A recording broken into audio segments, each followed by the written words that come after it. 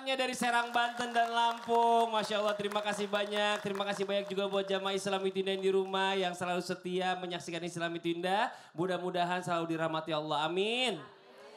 Nah buat semuanya yang baru bergabung, kita ingatkan lagi tema kita pagi hari ini adalah kupikir ini hukuman, ternyata ini pelukan. Alhamdulillah. Jamaah. Kita lihat dulu nih, ada sebuah video tayangan lagi nih. Kali ini videonya tentang apa? Tentang tetangga sombong dan tukang pamer. Astagfirullahaladzim. Ini dia nih tayangan dia nih. Pasti ya namanya diputus nikmat secara dadakan gitu ya. Apalagi ya masalah pekerjaan yang berhubungan dengan kebutuhan sehari-hari dan lain-lain. Ini kan apalagi zaman sekarang mencari pekerjaan ini susah Bib. Ini Masya Allah luar biasa. Sampai berpikir mungkin banyak yang bilang waduh jangan-jangan ini hukuman dari Allah. Karena mungkin saya terlalu banyak dosa. Atau tadi Ustadz Maulana bilang saya kurang bersyukur. Atau mungkin ya ini adalah pelukan dari Allah. Karena memang kita tahu di balik kesulitan ada kemudahan. Nah ini mungkin Allah punya rencana lain. Mau izin penjelasannya Bib? Silakan tepuk tangan buat Habib Usman. Fadhal Bib. Ya akhir Ustadz Maulana, Ustadz Syah, Mas Fadli. Bismillahirrahmanirrahim. Assalamualaikum warahmatullahi wabarakatuh. Waalaikumsalam warahmatullahi wabarakatuh. Alhamdulillah. Alhamdulillahi rabbil alamin. Wassalatu wassalamu ala sayyidina wa habibina wa syafi'ina wa maulana Muhammadin sallallahu alaihi wasallam wa ashabihi wa azwajihi wa dhurriyyatihi wa ahli unsari wa sari wa ba'du.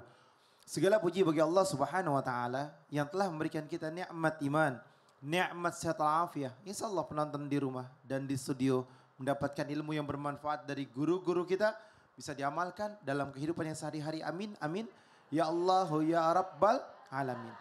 Ketika seseorang diuji oleh Allah Subhanahu wa taala ataupun dia mendapatkan sebuah musibah yang terjadi pada dirinya, kan kita mengetahui bahwasanya ma asaba min musibatin illa biidznillah wa ma asabakum min musibatin fabima kasabat aydikum. Musibah yang terjadi pada diri kita boleh jadi karena ulah perbuatan kita sendiri sehingga mendatangkan sebuah apa? Sebuah hal yang terjadi dalam kehidupannya. Bisa jadi PHK, bisa jadi kerjaannya tidak baik, bisa jadi kehidupannya menjadi kurang baik. Itu mungkin karena ulah diri dia. Oleh karena itu kita bisa melihat dalam satu sisi. Apakah karena dia melakukan perbuatan dosa atau banyaknya dosa. Apakah Allah sayang sama dia atau murkanya Allah. Kalau Allah sayang pada hamba tersebut. Maka niscaya dia akan lebih dekat lagi sama Allah dan lebih bertakwa lagi. Tapi kalau ini musibah dia akan jauh daripada Allah. Oleh karena itu Allah berfirman dalam Al-Quran. وَلَنَبْلُوَنَّكُمْ بِشَيْءٍ مِنَ الْخَافِ وَالْجُوعِ وَنَقْصٍ مِنَ الْأَمْوَالِ وَالْأَنْفُسِ وَثَمَرَاتِ وَبَشِّرِ الصَّابِرِينَ. Dan ini adalah ujian bagi orang-orang yang sabar. Ketika dia sabar, ketika di kekurangan sesuatu, dia kembali mendekatkan diri kepada Allah.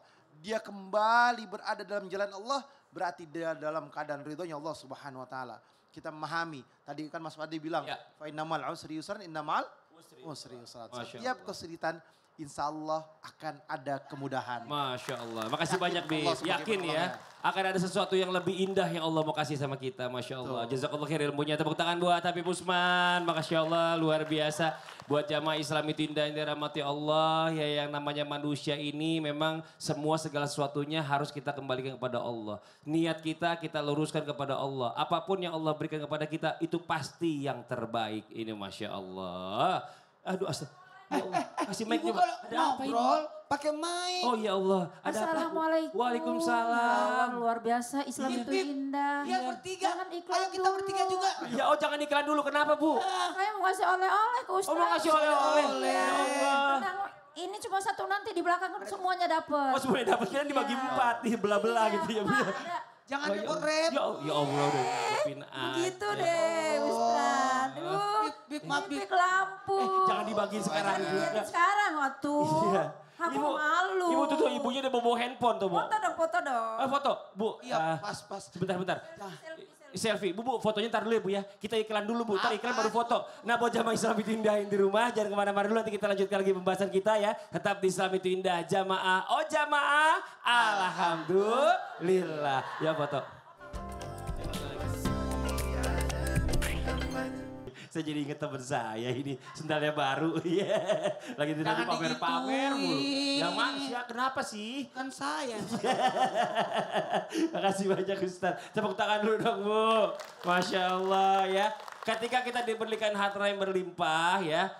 Mungkin ada juga sebagian orang tapi merasa dirinya ternyata dijauhkan dari nikmat Allah yang lain. Contohnya apa? Mungkin ibadah yang jadi kurang ya. Atau mungkin ngerasa dirinya kok banyak banget kok kehilangan. Mungkin ada yang kehilangan barangnya, kehilangan apanya dan lain-lain. Nah pertanyaannya apakah ini teguran dari Allah atau hukuman dari Allah. Atau ini pelukan dari Allah agar kita nggak sombong. Dan lebih juga mendekatkan diri kita kepada Allah. Karena yang namanya harta ini adalah titipan. Cuma sementara. Mohon izin penjelasannya Bib. Tepuk tangan buat Habib Usman. Fadol Bib. Ya khair Ustaz Maulana, Ustaz Syam, Mas Fadli.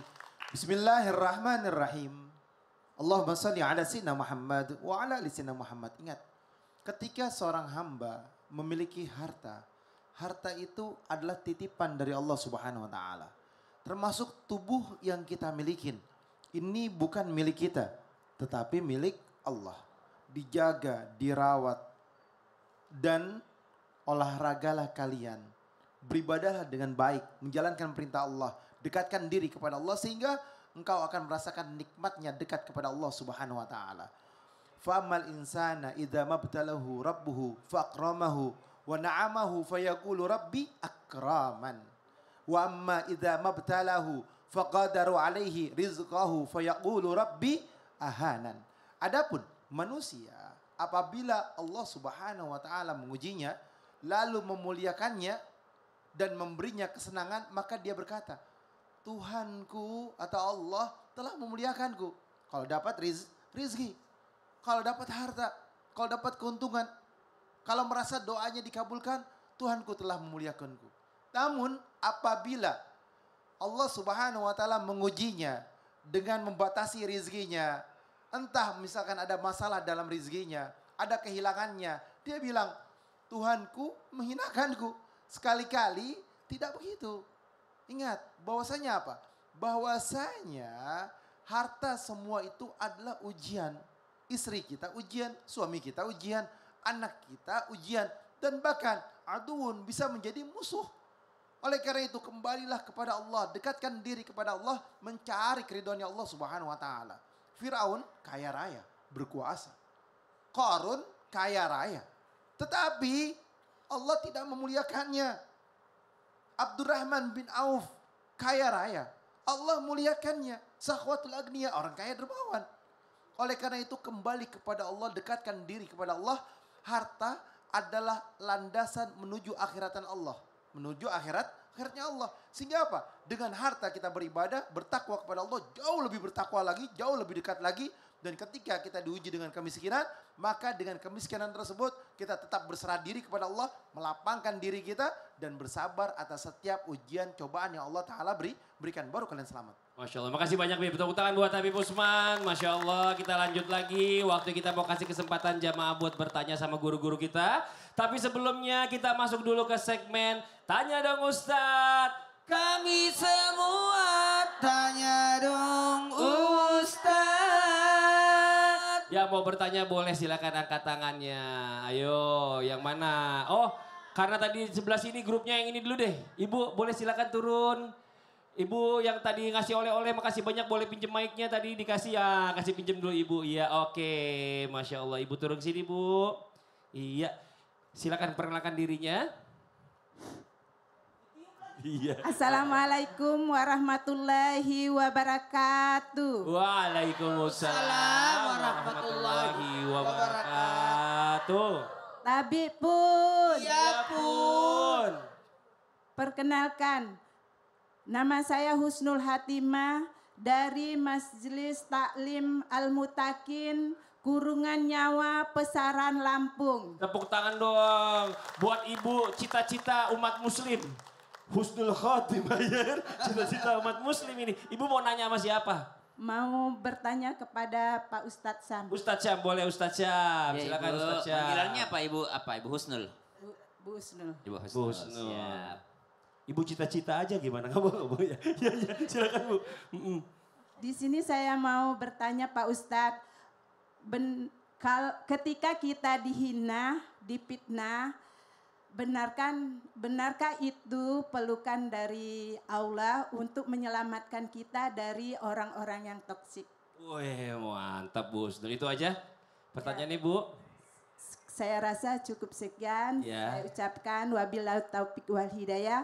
Wassalamualaikum warahmatullahi wabarakatuh. Waalaikumsalam warahmatullahi wabarakatuh. Ibu di sini aja nggak apa-apa sambil dengerin tausiahnya Ustaz Syam nih. Baik, Ustaz Syam. bismillahirrahmanirrahim. Emang ibu pernah dihina?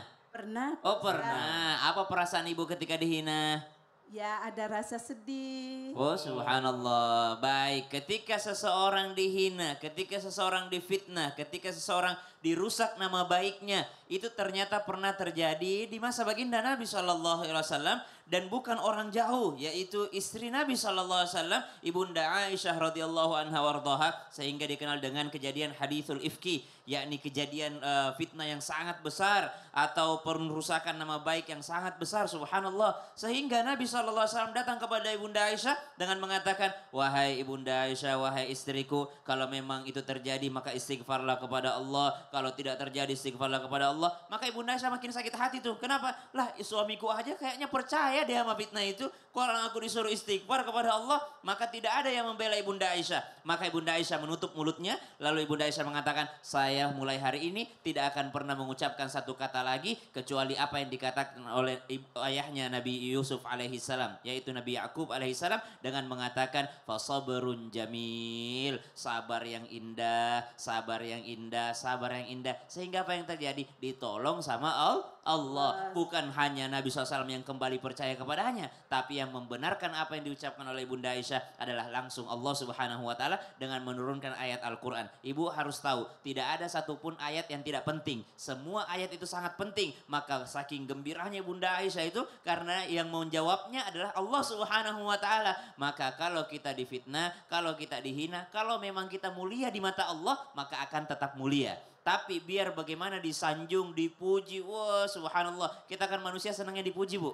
Kita senangnya itu dibagus-bagusin. Kenapa? Itu keinginan nafsu kita. Selalu pengen terlihat baik di mata manusia. Tapi yang dikejar mestinya adalah baik di mata Allah. Kenapa? Karena kalau sudah mulia di mata Allah, semua makhluk berkumpul untuk menghina tetap mulia. Tapi kalau sudah hina di mata Allah, semua makhluk berkumpul untuk memuliakan tetap hina di mata Allah kalau memang hina di mata Allah. Masya Allah. Makasih banyak Ustaz Syam, Ibu Husnul Khotimah. Makasih banyak. Tepuk tangan buat Ibu Husnul Khotimah. Boleh saya minta mic-nya Ibu? Makasih banyak. Oke, kita lanjut lagi. Sekarang waktunya kita mau kasih kesempatan jamaah buat curhat ya sama guru-guru kita. Tapi sebelumnya kita masuk dulu ke segmennya Curhat Dong Ustadz. Iya, kami curhat. Ya mau curhat boleh silakan angkat tangannya. Gantian kali dari sebelah sini ya Ibu ya. Oh ya Ibu sebelah sini Ibu boleh. Ibu mohon izin Bapak kasih jalan buat turun. Masya Allah terima kasih. Sini Bu. Ibu boleh ke depan, kita minta guru kita Ustadz Maulana Habib Usman boleh maju ke depan. Oke silakan perkenalkan dirinya Ibu. Assalamualaikum warahmatullahi wabarakatuh. Waalaikumsalam Warahmatullahi wabarakatuh. Perkenalkan nama saya Evi Masna Khotimah. Oke tepuk tangan buat Ibu Evi. Masih saudara ada khotimah-khotimahnya juga nih. Oke. Saya berasal dari Majelis Taklim Ukhuwah Islamiyah Parung Wot Galih, Serang, Banten. Masya Allah. Wah oke.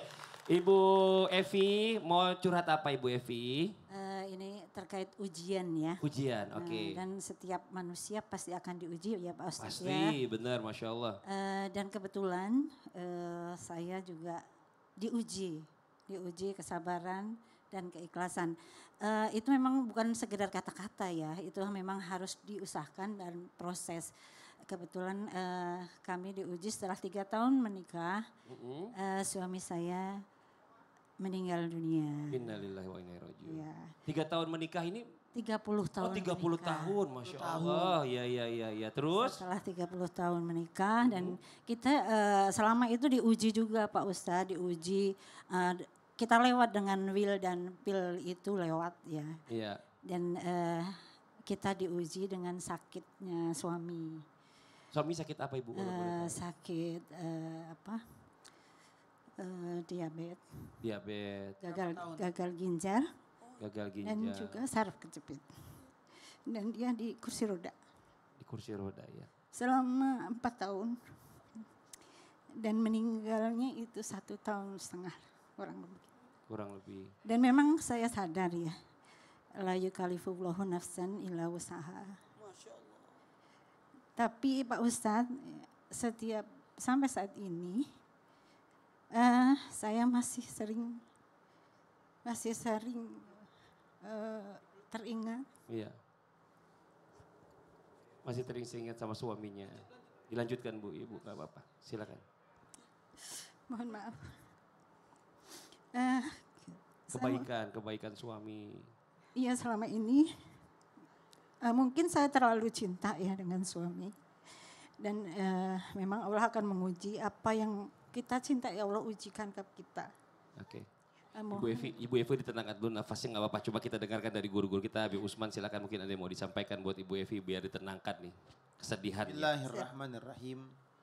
Allahumma salli ala sayyidina Muhammad wa ala ali sayyidina Muhammad. Inna lillahi wa inna ilaihi raji'un.